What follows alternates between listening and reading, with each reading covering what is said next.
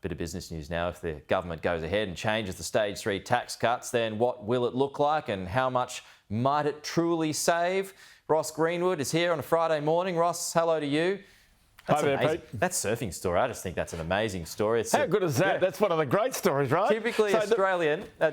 Some good Samaritans in a gyrocopter above, see a shark in the water below. It's getting very close to a surfer. They try and scare it off and then they end up crashing, but they survive. So it's all good except for the gyrocopter. So it's a movie. You get a shark attack and a plane crash in the same scene. Fantastic.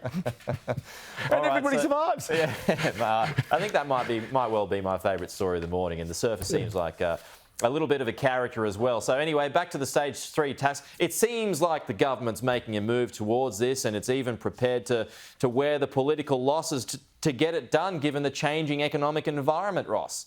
Yeah, so you just wonder whether they were a bit spooked by what took place in the UK and the meltdown there, and now sitting there and starting to assess really what it's all about. I spoke with Bob Deutsch, one of Australia's leading tax experts, about this yesterday, and we basically crunched the numbers on it. So the stage 3 tax cuts cost around $21 billion a year, and I just want to show you this morning exactly what it looks like to show you. So these are the current tax rates. Now, you can see it basically there are 5 tax brackets in Australia. Now, the important ones to watch are that bracket between 120 and 180,000. The second one to watch is that 180,000 plus bracket as well. So what we're going to see is that's the current situation. That's what our current tax system looks like. The stage 3 tax cuts look like this. There's only 4 tax brackets. You can see that the 37 cents in the dollar tax bracket has gone. And the second thing that's important there is it's not 180,000 where you pay the top rate of tax. It is 200,000.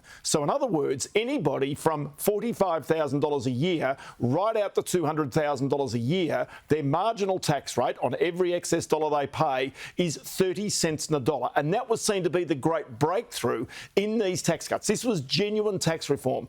But the thing about this is, Pete, it costs $21 billion a year. Now, if, say, for example, you went back and you put back in that 37 cents in the dollar tax bracket and changed nothing else, you'd probably save somewhere between $8 and $9 billion. That's what Bob Deutsch says. So that's one option that they have. Second option that they have, which is a tweak, is simply to change that top rate from back to $180,000 from $200,000. The savings there, probably $3 or $4 billion, maybe. But there's another option that Bob Deutsch reckons could also work, and that is what the government could do is to defer the tax cuts from 24-25 to 25-26. Now, the reason he says that's important is because remember that the Albanese government went to an election promising these tax cuts. If he wants to change those tax cuts by deferring them a year, there would be an election, and then the people would be able to choose as to whether they want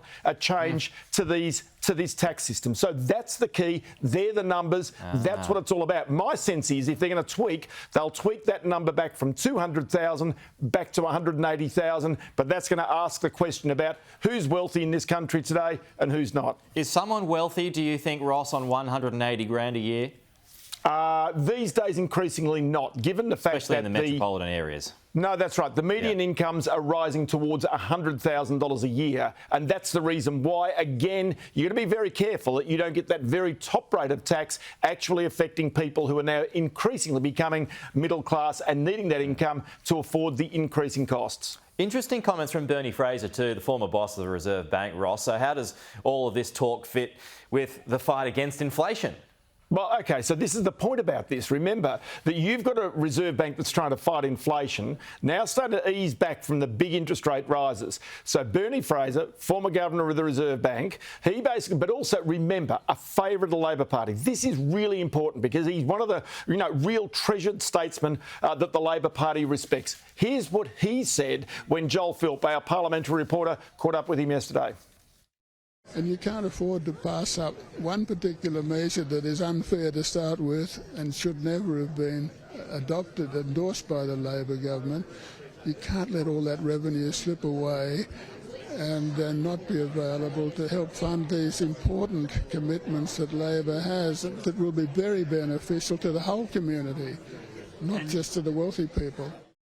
Okay, let's change, Ross. Elon Musk now says he wants to buy Twitter. At the original price, he offered of 44 billion American dollars. So why hasn't the deal been done? Good point. This is a really interesting point here. So in other words, now, because they were going to court, and now Elon Musk doesn't want to go to court because he feared losing, now he says, OK, I'll buy it for the original price, even though tech shares have fallen dramatically since then. And that is the key as to what's going on. When Elon Musk was doing this, he had to get finance. And so really there were a group of financiers who'd come forward and said, righto, Elon, we'll lend you the money to go and buy Twitter. But he's also sold some Tesla shares to be able to afford it. The sticking point here is actually trying to get that finance now. Of course, stock markets, bond markets, they've all moved. So the price of that debt is quite different. And even the appetite of some of the lenders might be a bit different now. Now, Elon Musk still is convinced he's going ahead with it. But basically, Twitter is saying at this stage, well, until you stump up that 44 billion US, you ain't taken over anything. And so this thing could all end up in court, Pete. God knows where it goes to. But as you can see, Elon Musk will tweet until the cows come home. He keeps using that site, but you get a sense also he wants to change this thing to something called X, whatever that means as well. Oh, okay, well, as a tweeter, he's certainly one of the stars of Twitter at the moment. It's compulsive viewing. Ross, good to see you. Talk to you soon. No problem.